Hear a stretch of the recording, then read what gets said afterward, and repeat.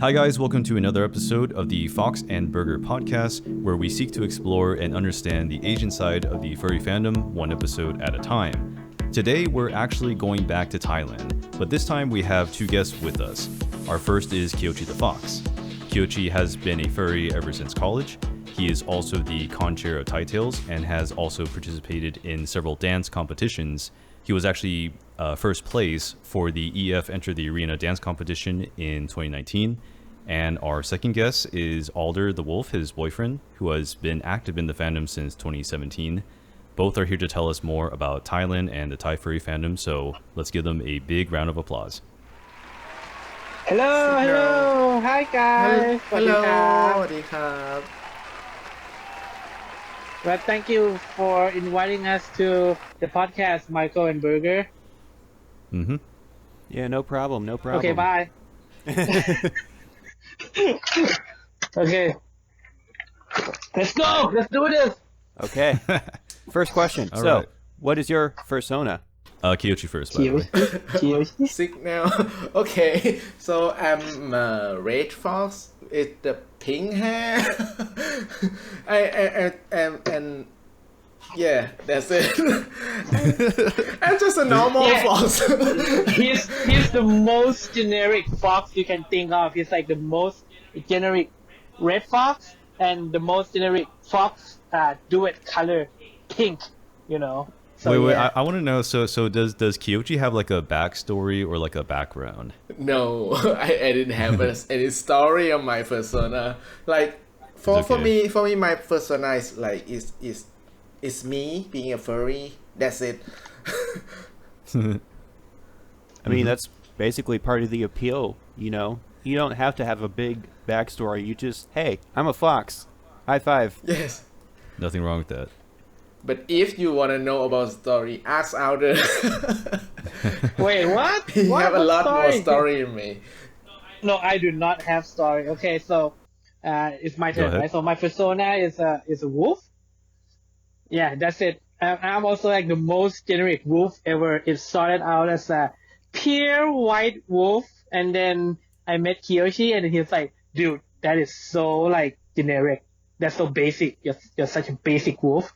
So put in something more." So I put in the next best generic thing, a tribal tattoo on my persona. So yeah, I'm a white wolf with black tribal tattoo.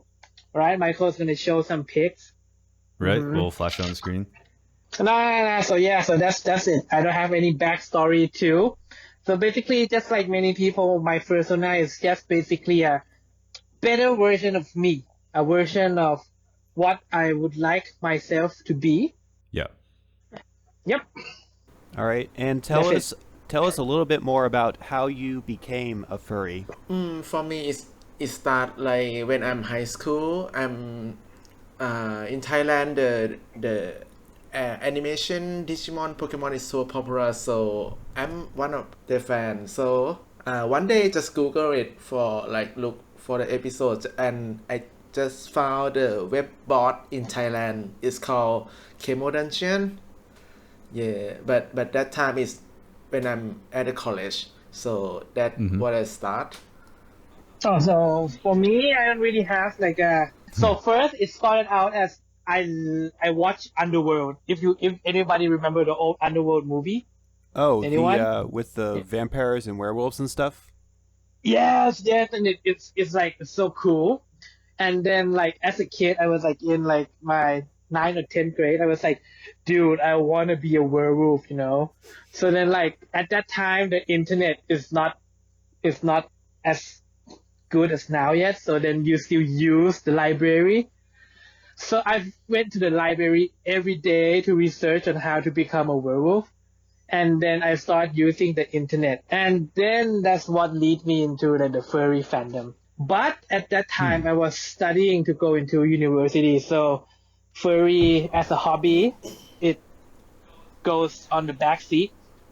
So I've only been lurking, you know, just looking at art, stalking people on LiveJournal and MySpace. Oh my god, Life Journal. Oh my god, And MySpace. Yes, and High Five, yeah. And then after I finish my job training, my college and everything, I say, okay, let's do this. Let's become a furry. So yeah, so here I am. 3 years later, I'm as furry trash as you can guess. Mm-hmm. All right, so we have already had a Thai furry on this podcast before, but we want to hear more about Thailand from you two. So, something I've always wanted to know about Thai furries is if there's any sort of cultural norms or beliefs or Buddhist religious beliefs that would affect a Thai furry's hobby or lifestyle. Like, how would that be different from like a Westerner furry? You know? Kiyochii, your outtake first. I'm still thinking. Okay, I'll do my outtake then. Sure. Okay, No so problem. basically, we have to say this first that furry in Thailand is a pretty recent thing. We have like old people who's into furry, but then like they're not as Oh. active anymore. Hmm. So I can answer from the experience with kids, like furries in their teens and in their early 20s. So what I can say is that for furry in Thailand, we don't really have any religious belief that affects the furry lifestyle or how they approach the furry fandom. I mean, as most new kids nowadays, that we tend to be more agnostic slash like how do you say it slash more questionable to why we Yeah. should believe certain things the adult tells us to believe, so usually the kids I see is like they start having their own say on what they believe, so it doesn't really affect them much, on the religion. But I can Yeah. say that most Thai furries are Buddhist. But if you really study Buddhist, you really know, like, in a sense, that Buddhism isn't really much about, like all like the ceremonies and everything you see in Thailand. It's more of like how you approach life and how do I say it? It's about your spirituality, enlightenment more than all like Yeah. the ceremony, going to the temples and stuff like that. I see my parents do that, but then most Thai furry kids is like, dude, we don't do that. But then we still celebrate some Buddhist holidays or some Buddhist ceremony, like I don't know, is like a Buddhist ceremony? I don't think so. Mm-hmm. But yeah, but we do. Some people still go to temples and stuff like that, but it doesn't really affect any outlook or anything about how they approach the furry fandom. Yep. And well, I mean, there's also the thing of like in Thai culture, I hear that like touching the top of someone's head is like very weird and very rude, and like Yeah. furries are all about head pats and stuff. To be honest, like the thing about another weird thing about furry in Thailand is the hugs, But I don't think it's only in Thailand. Like most in generally, I see that in the Eastern Asian community, we're kind of like, are you hugging? What's happening? It's like, why are you invading my personal space? But I see like the furries in Thailand, we're more cute, so we tend more towards like the hugging and about like about like things like touching the head. We tend to also, we still don't do that. It's like the tradition. Yeah. We still don't do that, but it's not as serious, I mean like apparently you can't just like walk up to someone and pat their head, I mean, you can't really do that in Yeah. America also, right? You can't just walk up to a stranger and then pat their head. You're gonna get punched or kicked, Right, yeah. So yeah. So, but then if you're friends, if you're close enough, sometimes we play with. If you that close, you sometimes you let go of those like those things, like you don't touch people with your feet, you don't pat people's head, you kind of let go a bit, but yeah, we still kind of hold that. It's ingrained into how we approach people. Yeah. And I also want to I want to ask Kiyochii, do you have anything you want to add to that, or I think it's not just the pat the head, like hugging or like touching their body. Sometimes, if you're not that close to other people, you didn't do like that. Actually, I'm like I have a weird like memory about this. Like back then when I'm start to be a furry, my first meeting, like I see furry, they hugging, they like pet your head. So oh my god, what what's they doing? Because I'm not I'm new that time. So yeah, but yeah, I used to it, like I'm fun with it. So Yeah. Oh wait, I have something more to add also because like nowadays it's all about being consent. You need to ask for consent before you actually do anything. So I don't know, man. So like for hugging, that that asking for consent also comes as a big part because we also want to teach like the younger generation that even though hugging is like a greeting or something, that you still should ask for consent before you hug someone because like sometimes the ladies, we've have comment of ladies who's like they feel like, wait, why are you hugging me or something like that. Yeah. well, I had like a follow-up question to that. Then what do people think about furries in general in Thailand when compared to like being like an anime fan? Because I know I've asked this question a few times on the podcast. I remember like in our Daza episode, and I think I remember asking this to Kofu, because like in Taiwan, it seems like it's just more accepted to be kind of like an otaku or like an anime nerd, and in the States, like I don't think that's such a thing. But for furries, like, do they view, in Thailand at least, do they view do people view furries as a part of like that anime cosplay kind of thing, or just like something different and something weird? I don't know. for my experience, like first time for I'm fursuiting, that's what in the department store. So the people around just talk to me like, are you come from the anime or Disney or something? Like they didn't actually know what the furry is. Even my mom, she didn't know. So she just see us like just a character, animal character. Yeah. So I was actually talking with this to Pugan a few days ago. Yeah. Michael was in my live podcast also. We actually talked about this, that the if you open up the dictionary for cosplay, okay, anywhere, it's basically dressing up as a specific character, which they don't say about it. But you're basically dressing up as a specific character and bringing them to life. So by that meaning, when you're fursuiting, you're doing cosplay. You realize that.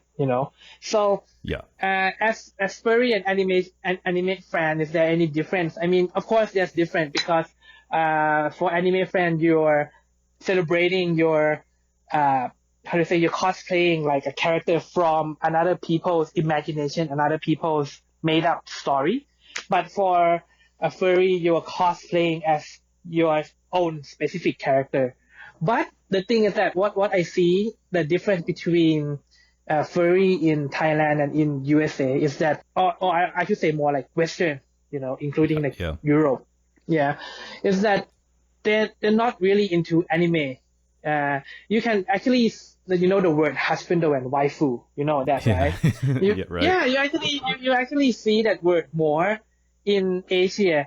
You actually start seeing like husbando and waifu in USA when, like B-Star and BNA starts coming out, but then more towards B-Star and Agretsuko, Haida. Yeah. People was like, oh, I love that character. But then if you see in the Asian community, you can see that the character husbando and waifu actually changes a lot, almost every month with all like the different anime that keeps coming out. So what can I can say, like the furries Asia are more closely related to the anime side. And the furry in the West, I don't really see them as much, but I have a few friends from the West that says that they still go to anime cons or something like that also. All right. So tangentially related to fursuits, how is the fursuiting scene in Thailand? Besides being really hot, because I'm pretty sure it's really, yeah. I mean, we. Okay. Yeah. Go ahead. I have a lot to say. Kiyochii, you want to say anything? I change your order. Okay. Okay. So the fursuiting scene in Thailand is obviously the biggest barrier is the temperature in Thailand. We are a tropical country, and our average temperature is around 30 Celsius. Can you convert that to Fahrenheit? Yeah, that's the point. You have to convert it. I cannot. Isn't that like 100 Fahrenheit, Burger? No, No, wait, no. is it? It's 86. 86, yeah. Yeah, so That's that's still like pretty the hot. average, you know. And Yeah. it's humid. It's humid too. And it's very humid. It's because it's very, like a tropical country. So yeah, and so that's the biggest barrier for fursuiting. Of course, there's like we bought like the cooling pads from some furry company, and it kind of help. But generally, people don't really wear full fursuit in Thailand. Unless you're like in the mall, I guess. Yeah, if the kids nowadays or many people, they opt to go for partial fursuiting more. But the diehard fans like Kiyochii, if you see in his recent video where he danced, you know, his recent new fursuit video where he danced, he wear fursuit for like from 7 a.m. until like 3 p.m. Holy the shit. whole day. Yeah, but we did have a little bit of help from the cooling pad and the fans. I would imagine Kiyochii drank like one whole gallon of like water like immediately. No, at, like, he was. Oh yeah. You probably did you get him water through like the straw thing, like the you get like a long straw and you put it in a bottle of water or something? No, he doesn't care about like the magic being magic anymore. He just takes his head off and drinks straight from the bottle. Holy shit, man. Actually, it was that plate we recording they didn't have much people, so I didn't care. I just take the head off and. I imagine. I mean, you didn't see that there are many people. They're like walking outside the fence, but you didn't see. I can see. No, I imagine like in American football where the coach just, or like the water boy or whoever, just gets a little thing of Gatorade and just squirts it right into their mouths. So that's the biggest barrier. And I think the second barrier is that people don't really know how to play with suit yet. I'm not sure. Yeah. I think that's many. I'm not sure about Western country, but then in Thailand, Kiyochii has like first-hand experience of like when he fursuit outside, kids coming up and like, you know, punching him in the groin and pulling his tails and stuff like that. Kiyochii, you want to tell us about your experience? I don't know. It happened to me sometimes when I saw a mascot, actually mascot, but like people like I don't want to say it this way, but sometimes they just want to pat or like แกล้งอะไรนะ They just wanna Clang. I don't remember tease, kind of like make fun of him. tease. I don't know. Yeah, You know, like you sneak up on him and hit him at the back of the head and like run away and things like that. You know. yeah. That is happened to fursuit too in Thailand. But I'm not sure how often it happens in America, because I've heard that some people still have that experience, but not as often anymore. But then in Thailand, you still have many of that experience, and then that's why we really need handlers, you know. Yeah. Like for videos I see in Australia and in USA when they do public fursuiting, they don't really need that much handler, you know. I think also because furry is becoming more well known in the US compared to Thailand. Yeah. Well, also, I want to ask about like public fursuiting then, like to take to kind of go with that idea. Do you guys try to get permission of whatever person is in charge of that area? Like if it's a mall, like do you talk to like a mall cop or like whoever owns the mall first before you go fursuit, or can you just actually just go to that place and just fursuit? Yes, Like, absolutely. We want to ask them to like wearing a fursuit, even though it's once in the Christmas we used to like take a photo on the Christmas set that in front of The big department yeah, store. the big department store. So we just run to ask them to like, okay, we want to like wear the suit like this, which we show in the pictures to like have the permission first. You have to ask permission before you enter any building. Usually, like because like when you're in a fursuit, you're basically under a mask, so they cannot identify you. You know, you might be a terrorist or like you might be armed or stuff like that. You know, so before you fursuit in a department store, you actually have to ask and you also have to walk in without your head on, which kind of ruins the magic a bit. Mm-hmm. And to be honest, also they don't really like you to do it because like I don't want to say it, but then like the department stores, they're really stingy, you know.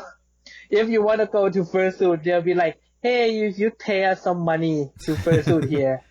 Yeah, You know, I mean like even in like the public park that Kiyochii went to dance, we kind of have to quote unquote bribe the park manager like a bit, you know. They call it like drink money, you know, like you buy some water for them, you know. Yeah, You know, yeah. you kind of have to bribe quote them a bit before you can use that place also. The funny story is that before we go to the public park where Kiyochii danced in the video, we plan to go take video in another place. I'm not gonna say the name, but then it's a pretty beautiful place. So we contact like the manager team, and then in the beginning I said, okay, come in, yeah, you can take photos and stuff like that. But then like an hour before we go, we're like, okay, we're gonna go now. They actually sent us a message and said, hey, we kind of changed our mind. You have to pay us like 10K, you know, to use. That's a lot of money. Just to 10K baht. 10K baht, yeah, right? Wow. 10K baht, you know, That's still just a to lot. use this place. Yeah, you know. So I don't know about in USA or in Europe, but in Thailand, from my point of view, number one is like if you want to fursuit in enclosed space with air conditioners such as department store, it's really hard to do that. That's another big barrier for fursuiting in Thailand also. Yeah. That's why you don't really see people fursuit in Thailand. It you know? kind of sucks because like, you know, like you can't just go to like Siam Paragon, right? Yeah, you just can't walk in there. I mean, but it sucks because like it's nice to fursuit in like an air conditioned area. Yeah, actually we did there once because we went there for like the anime con, one of the anime con, and then we did that once and it was okay. But then like when you go to an anime con, there's gonna be like thousands of people, you know, so it's gonna be airtight, so it's not that fun. But you can't go like privately with like a small group. They'll be like, hey, what are you doing? Just get out. Yeah. I had a question still pertaining to fursuits. I feel like this is a question that we're always going to ask people, but what kind of style do Thai furries prefer? Because we know that like again, we mentioned before in the podcast that like kimono style seems to be really popular in Asia, especially in Japan, like where it originated from. So like in Thailand, what's the kind of like consensus you guys have? What kind of styles do you guys prefer? I think in Thailand community in general, I think they prefer the kimono style because we close to Japan and anime stuff. I didn't see like the Western style in the in our like community much. besides you two, right? Because it's interesting. Aren't your guys' suits considered Western? Yep. Yes. But then I see like, was it like Tail and Macam are kimono, right?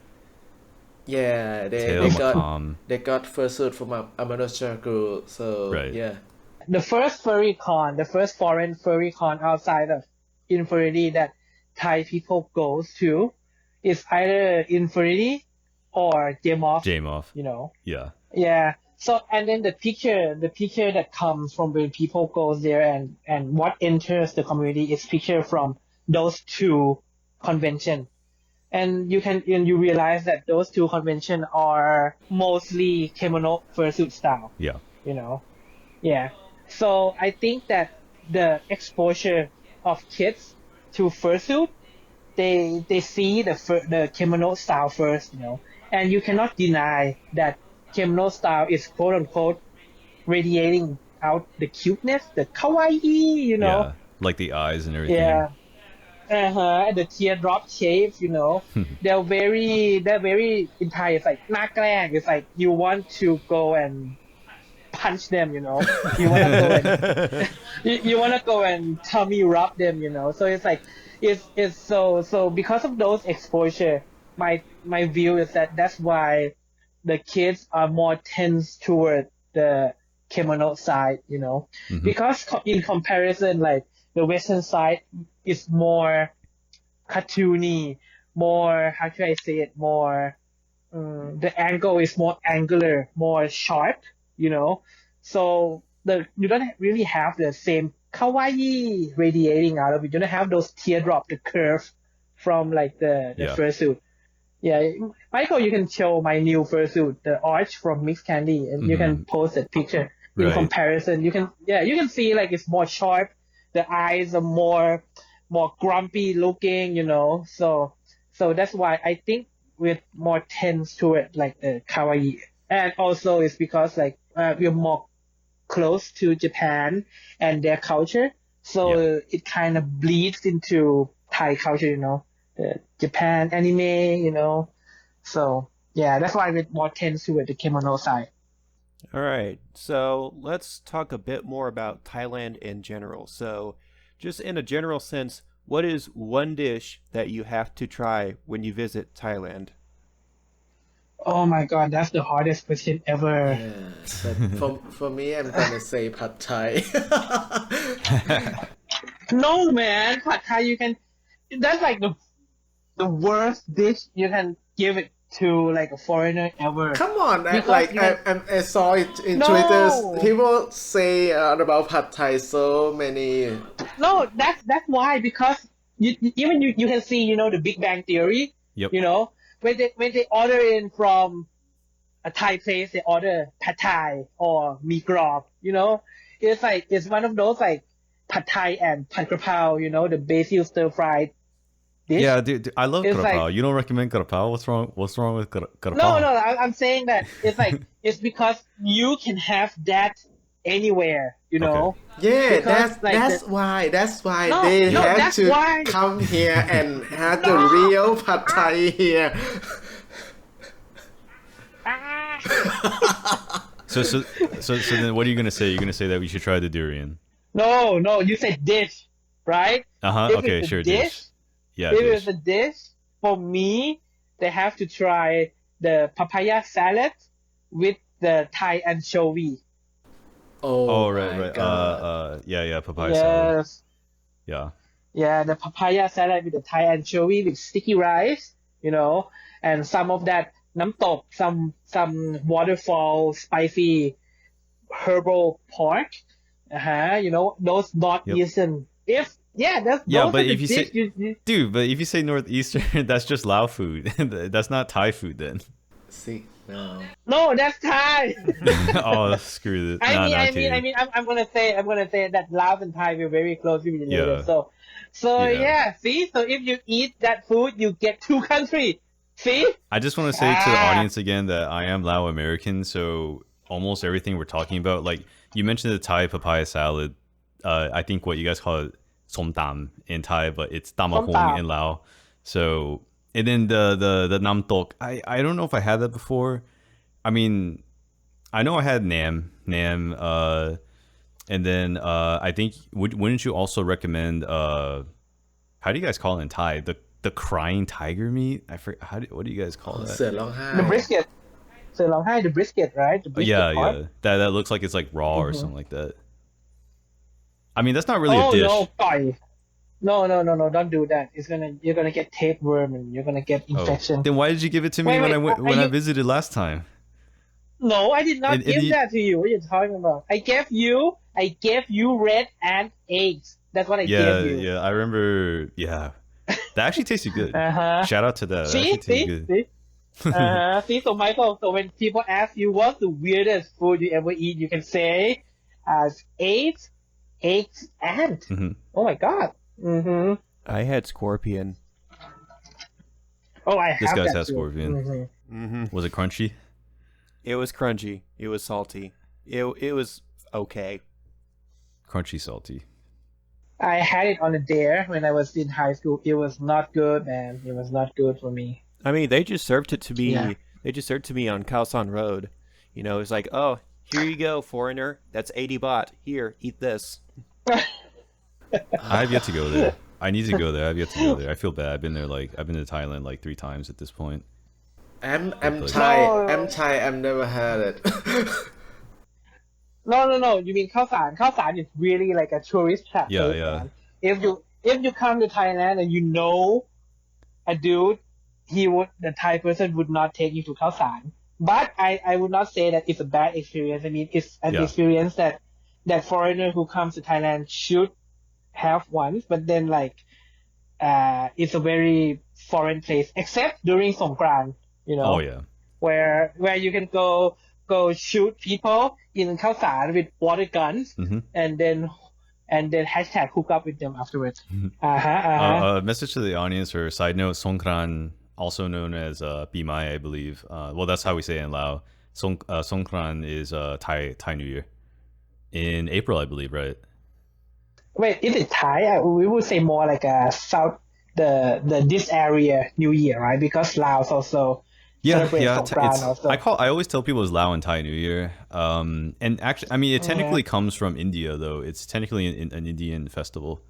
But then as usual, the Thais, they take it as their own. Yeah. Without asking for consent.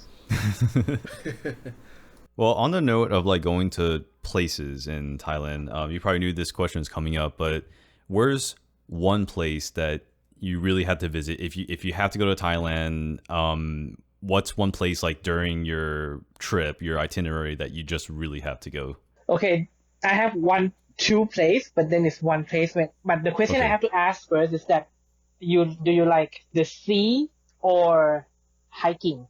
Do you like to go to the sea more, or are you asking me or the audience? You in general. I like the sea. I'll go with the sea. What about Burger? Burger, what? It between really the depends. sea and hiking. It really depends. I guess I'll go hiking. Okay. See, so if the sea is the one place where you have to go, is the recent one where Kiyochii and I went. Are you talking about Phuket? Which is, yeah, you have to go there. Sorry, I stole your thunder. I mean, even though it's like a very tourist trappy place, but you cannot deny that because Phuket is located right in the Andaman Sea, which is like and the surrounding province is, you can go to the surrounding province, which is like Krabi, Phang Nga. It's very beautiful also. So if I say one place is Phuket, and then you're gonna have loads of fun there, you know, and then you hopefully get to experience the Thai full moon party. Hopefully, hashtag don't do drugs. I think that we love Phuket so much because we went to Phuket during the situation, so there's no foreigners, no people around. They're so lovely. No, that's for you. I mean, for me, I love Phuket a lot because I've been there on my scuba diving trip in high school. I also do scuba diving. Wow. And it's very beautiful. If you do snorkeling, you do scuba diving, the Similan is a really beautiful place. you know. Yeah, and it's very how do you say it? It's very easy to navigate in Phuket. Most of the Thai locals there, because it's a very foreign friendly place, they can kind of half speak English, you know. Mm. So you'll be able to go around Phuket really nice. Yeah. Yeah. Okay. And for the mountain, of course, I would actually go for, many people would say Chiang Mai, you know, but I would not actually. I would say to go to a place called Phu Kadung. It's like this kind of like a mountain where you hike for 10 kilometers, but it's like a steep 10 kilometers up.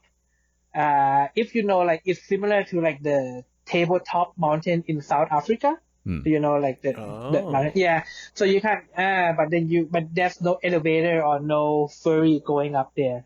So you actually have to hike up, and it's gonna take you around, if you're very fit, at least 3 or 4 hours. But if you're unfit like me, you arrive there at 8 a.m. and then you arrive on top at 6 p.m.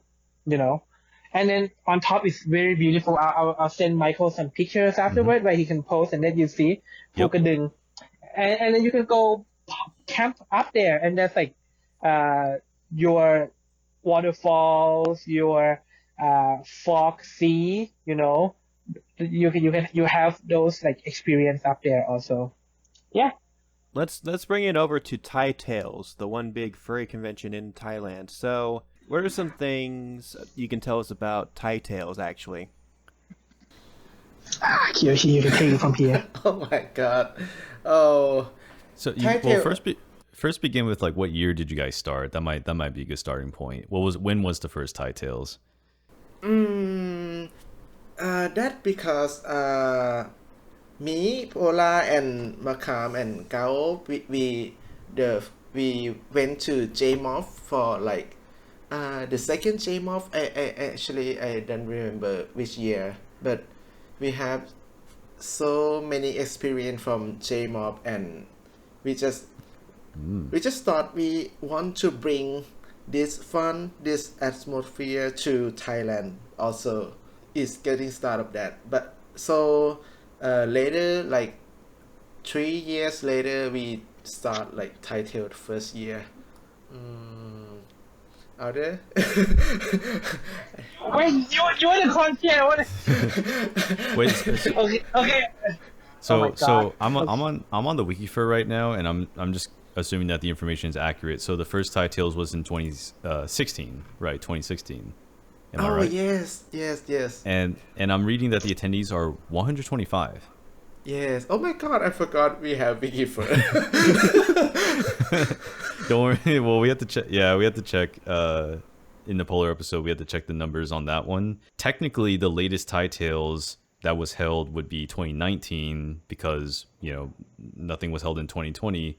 And I'm looking at the numbers here. So as I mentioned, the first year in 2016 had 125, and you guys have grown to 385 in 2019. Yep. And I'm just kind of curious about the fursuit to, I guess, like non-fursuit ratio. So how many attendees would you say had fursuits? I think they have fursuit around 80 people fursuiter, but it includes the foreigner. So if only Thai people, I think it's around 50 people maybe.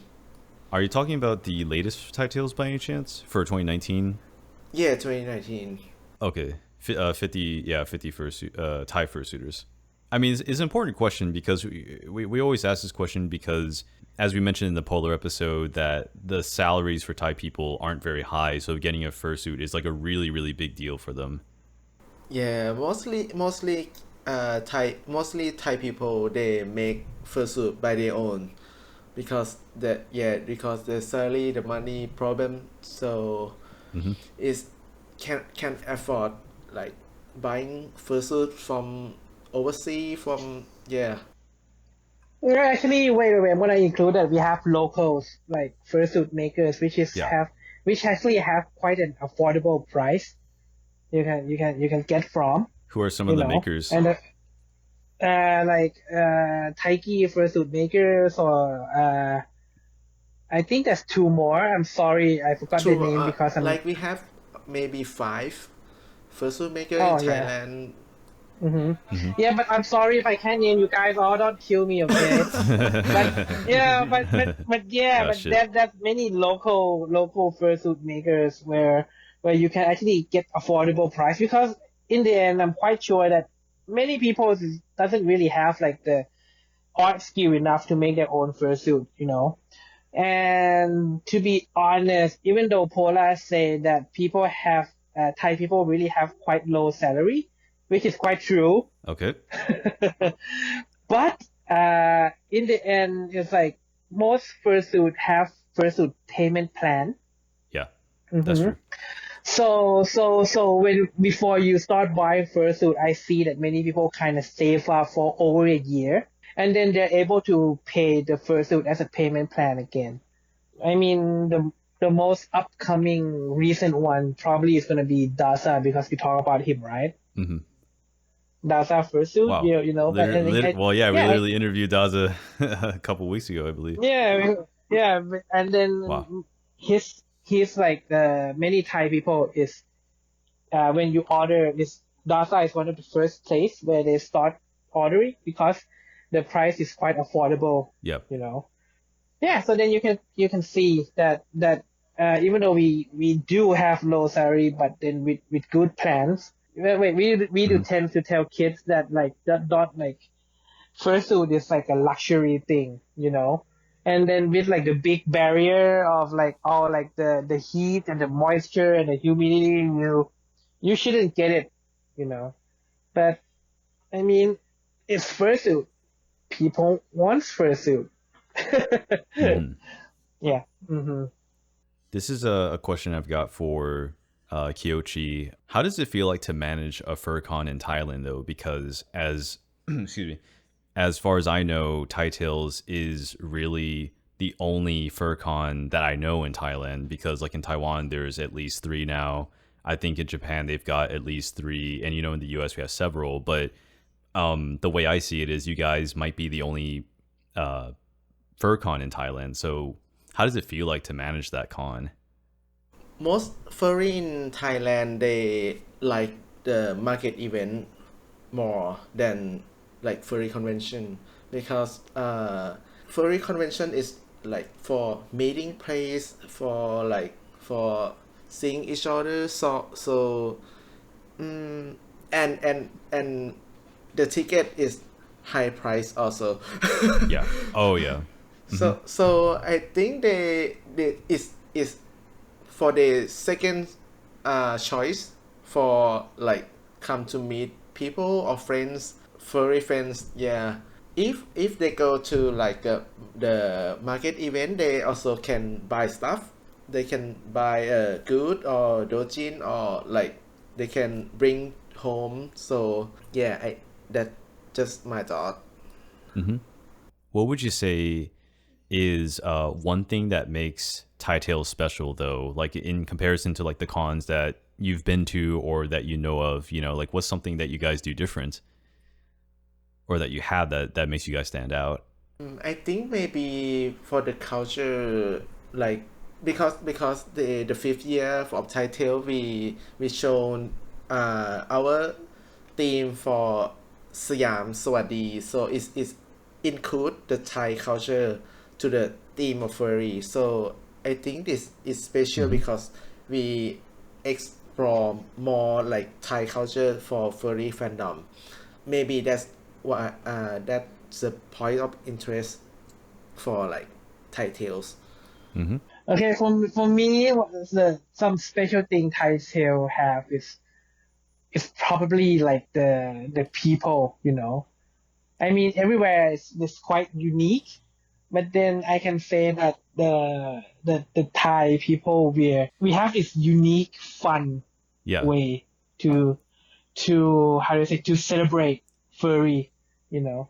So yeah, so come see what this unique Thai way is. You know, we can be really crazy, and I Agreed. mean, We can be really, really crazy. And also the food, man. The food. That's the thing, man. You come to Thailand, that's Hmm. you get to meet furries and you also get to eat the food. And the hotel where we hold is in Bangkok, and it's one of like the how I could say it's like one of the top 10 most people. I mean, from some magazine that people want to come and visit, not stay. Okay, I'm saying visit. Yeah. So yeah, that's the unique part. The people, the Thai people, man. Just come see what we can offer you. Mm-hmm.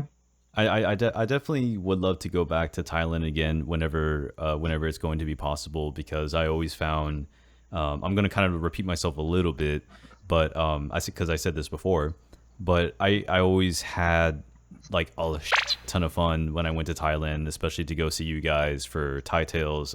It sucks because I never really stayed for a long period of time.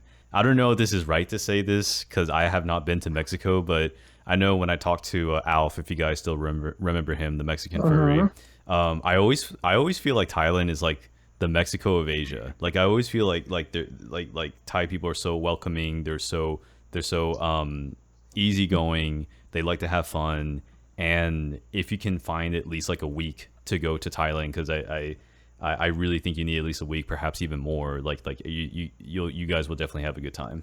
Well, I'm sure you're right about it being similar to Mexico, but I think the Philippines is a lot closer to Mexico of Asia, just because of how, they both got picked up by the Spaniards and like were like, Yeah, I talked about this with Alf before, and he said he actually used to think that. He actually used to think that the Philippines was the Mexico of Asia, but I think like me and his point were just more like talking more about like the culture itself, not necessarily about like historical trends. But I mean, fair point. I don't know, man. I've never been to Mexico, so I can't say. I only know Fluffy Iglesias. So from his word, I can say that we're like Mexico because number one, it's hot. There's spicy food. There's water you cannot drink from the tap, and there's parasite everywhere. So Wow. yeah, we are Mexico. All right, so we have a special little thing that we want to do with you, Kiyochii and Aulder. But before we do that, just one final little thing. Do you have any other closing thoughts about comparing the Western fandom in the U.S. and Europe and whatever to the Thai fandom? Okay, so I have to say first that I have to let people know first that the only big Western con that I went to is Eurofriends. I've never been to the ones in America. We did plan to go to Yeah, BRFC, but we were the big supposed to meet. fee. We were supposed to drive around and like kick Michaels out on the Oh highway or shit. something like that. But no, we didn't get to do that. We ended up like having to stay home. But yeah, Hmm. when we went to EF, it's like a long, steady celebration, hashtag very musky celebration of the furry fandom for like 6 days, you know, not counting like the pre celebration the day before, so like 6.5 days. Uh, the Thailand furry scene is still young. It's still Right. in a very in its infant stage, you know. There's kids. Actually, I see many more kids coming up, into the furry fandom. I see many more faces that I have never heard before. Like kids nowadays, they don't really use Facebook anymore. I have no idea where they hang out, but then I yeah, I have no idea where they hang out. Seriously. So, but I see that there's many more coming out. Many more fursuits coming out. So, I can say that in maybe 5 to 10 years, we can probably see that the Thai furry scene is gonna be almost as large as I won't say America. I would say almost as large as in Taiwan. Hmm. But it's gonna take a while. It's 5 to 10 years. You know. And of course, the biggest barrier because, okay, I have to say first that being a furry or the furry fandom is not all about fursuiting. but Right. the fursuit is like the biggest part where the public sees us, when someone enters the fandom, they either enters because of the art or they see a fursuit somewhere, so for the fursuiting scene, it's gonna probably keep growing, but the biggest barrier because of the humidity and the temperature it's not gonna grow as fast also. So yeah, so that's my thought on it. So basically, it's still in its infancy phase. Give it a few more years, and yeah, we will conquer Thailand and go fight the Taiwanese. Wait. Oh my god, JC's gonna kill me. Hello, JC. Okay. All right, so now we're going to test both of y'all's knowledge on Thailand in this short little... it's only 6 questions, don't worry. So I'll go ahead and actually... Michael, do you want to alternate questions with me? Because there might be some Thai words here that I'm not going to pronounce 100% correctly. Okay, let me open up the doc. Yeah. I might have sent you a copy already. But anyway, I can start with the first question. All right, so question number 1. You may have heard the term Siamese twins. That's because of Chong and Ung Bunker, the first known conjoined twins. Mm-hmm. So the question is, when were these twins born? When were they first born? Oh my god. Your choices are A, 1876, B, 1848, C, 1865, or D, 1811. And audience, if you're listening along, you can play as well. I didn't know at all. Oh my god! If I remember correctly, they're born in the late, almost like 18, almost into the 19. So I would say somewhere in the 1880s. So is there a choice in the 1880s? The closest one there would be 1876. Yeah, I would say it's 1876. I would say 1865. Okay. I don't know. I have no idea. All right. How confident are you in your answers? I am not confident. 0. I'm like 1% confident that I'm wrong. That I'm right. Yeah. All right. Well, good thing is you're both wrong. It is actually 1811. Oh my god. Oh, let me see. wait, they're born. Or maybe I'm thinking of when they're dead. Oh my god. Okay. When they died. Okay, I'm sorry. Yeah, I made sure to look this up on Wikipedia and all that. It says both of them were born May 11th, 1881. In Okay. Samut Songkram.สมุทรสงคราม Okay, they're like right next to my house. Okay. Wow, okay. All right, so... And it's also a place where COVID is being endemic right now. No. Okay, keep going. Okay. Michael, you can take the next question. Kanchanaburi is home to the famous River Kwai Bridge. I think I mispronounced that. Oh no. So, Michael. which is part of a railway linking Burma to Thailand. This is also known as the Death Railway. So, how many Allied prisoners died constructing this railway? And I believe that's during World War II. Is that right? Yes. Burger? Are you kidding me? This one doesn't have... Do you want to the single digits, dude? I don't know, Burger. What do you think? We're talking about how many of the Western, not the Thai or Burma, like the Allied. I know, the Allies. Mm-hmm. Okay. This is just Take it away. Wait, the closer you get to, let's do it higher or lower,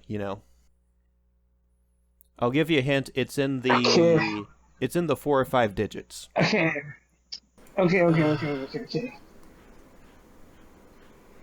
Okay, it's during the Second World War, right? Mm-hmm.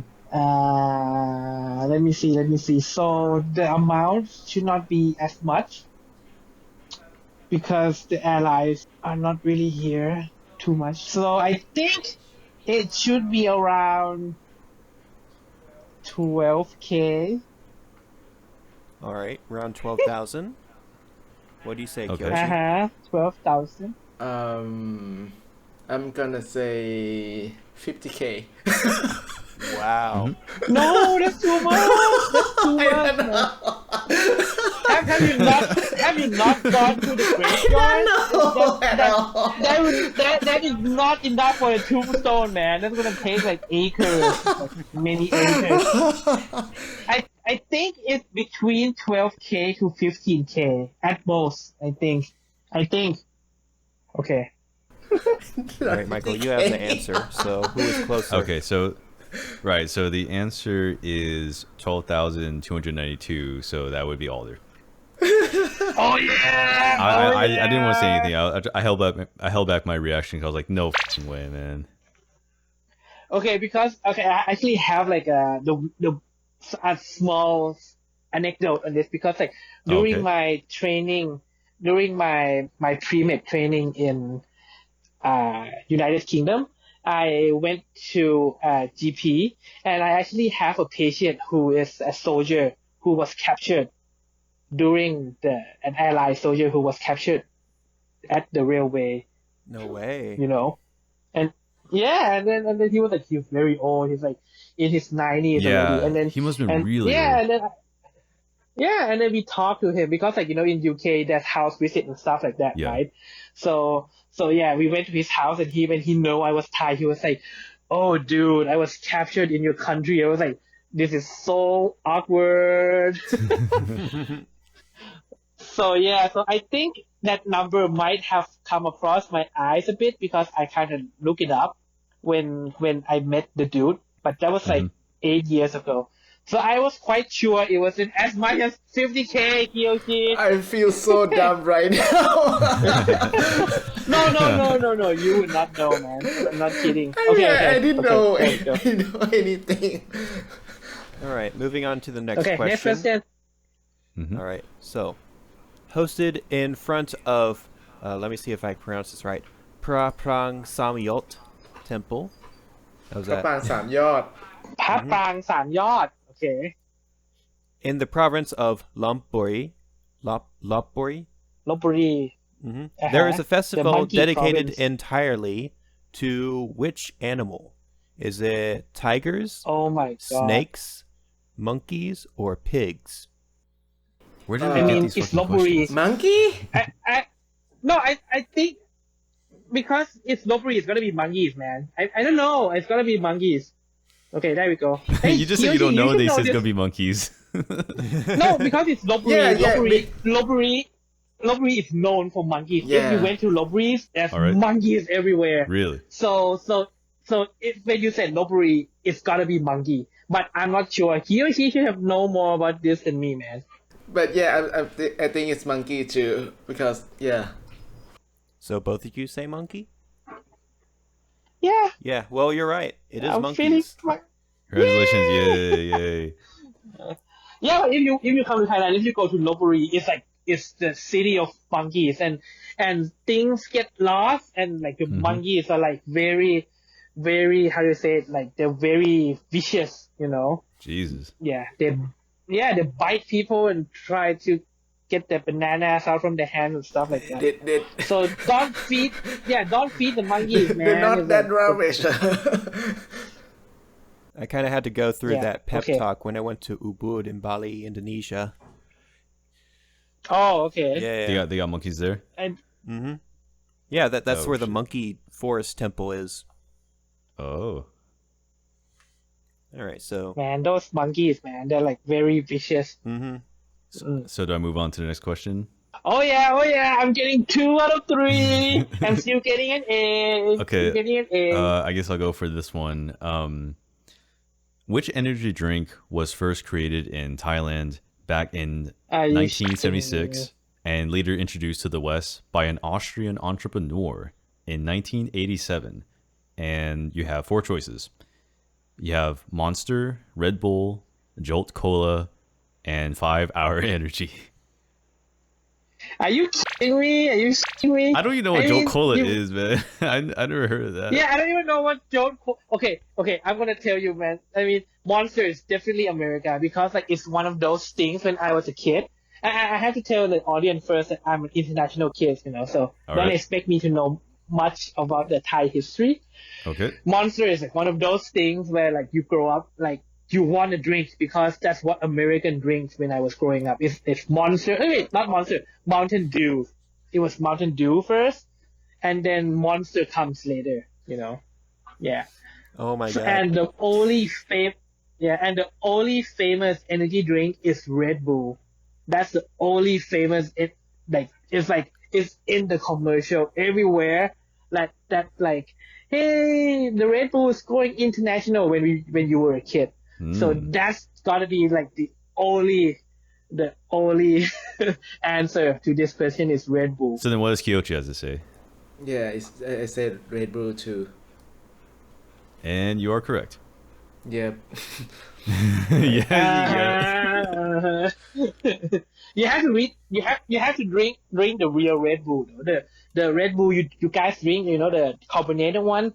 That's very weak. You have to drink like the Thai Red Bull, like the sweet, in like this small ass like glass bottle. I It's thought like you the take Thai like Red Bull was like I thought it was called like M150 or something like that. No, No, it's that's Kating another brand. Dang Thai That's Red another Bull. Yeah. Thai Thai Red Bull is Krating Dang. Kating. Yep. Krating. Kating Dang. Cool.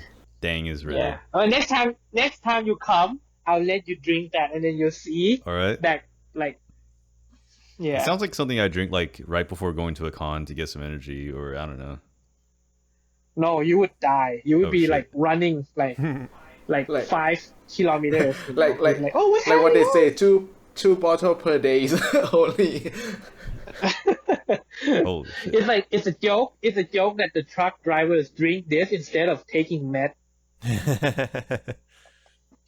Yeah. Okay. Okay.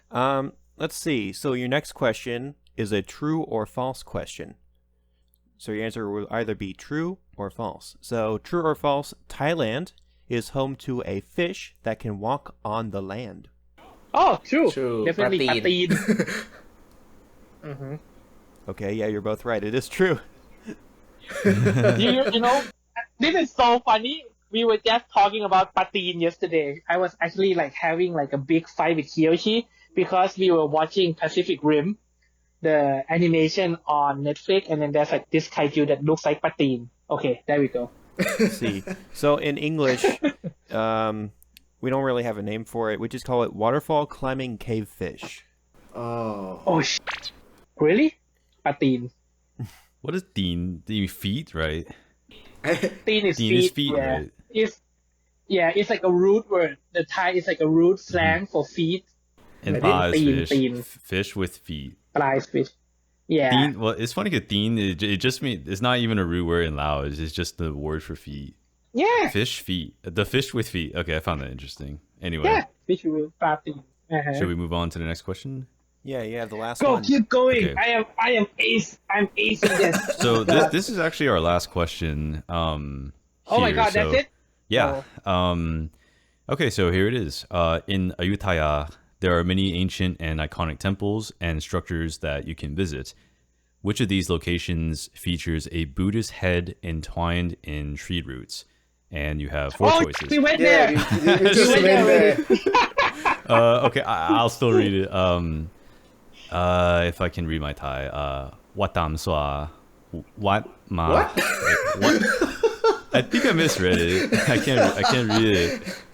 Wat mahatat, wat prasi sampet, and wat Buddha Maham Muni. Yeah, that one. It's the one with the ma. I'm not sure about the full name, but it's the one with the M in it. It's So, just so are you saying Wat Mahatat? Yeah. Wat Yeah, Mahata. that one. Yeah. And your answer is correct. Yay. Yeah. You just went there. Oh, this Holy is so shit. funny. Yeah. No, it's all your question is like this is like we're repeating like Slumdog Millionaire because like when like our friend from Kashmir from Belgium, when she came to Thailand, we like we took her to this place, and then like we took her to see exactly this Buddha head entwined in the tree, so she can have like some autistic epiphany or whatever it's called, you know. So she can go oh, and then draw something up. That's crazy. Yeah. So hi Cassie, if you're listening to this. Don't forget, Sherry. So what I'm getting from this is that I need to get like harder questions. Oh, definitely, man. I aced it, except for the twin thing. Oh my god. So you guys are real Thai people now. After going through this trivia, we can't stump them on these questions. Yeah, the audience can be sure that we are Thai. We're not some fake Thai wannabe. All right, so thank you for joining us, Aulder and Kiyochii. Before we go, what are your social media handles? For me, my Twitter account Kiyochii the Fox, and YouTube account Kiyochii. Please come see me. So my Twitter account is Aulder White Fur. Aulder White Fur. That's it. You just know my Twitter account. Yay! I thought you were going to mention the Thaitails Twitter account as well, Kiyochii. Oh, and don't forget Thaitails Convention Twitter, Thaitails. Please visit us maybe 2021. Yeah, hopefully. Finger crossed. I also add real quick that we also do have a Telegram group chat, by the way. So if there are any foreigners wanting to go to Thailand, that would be a good place to join. So yeah. Yay. All right, yeah, so this has been the Fox and Burger podcast. Thank you for joining us, Aulder and Kiyochii, once again. Yay! Thank you.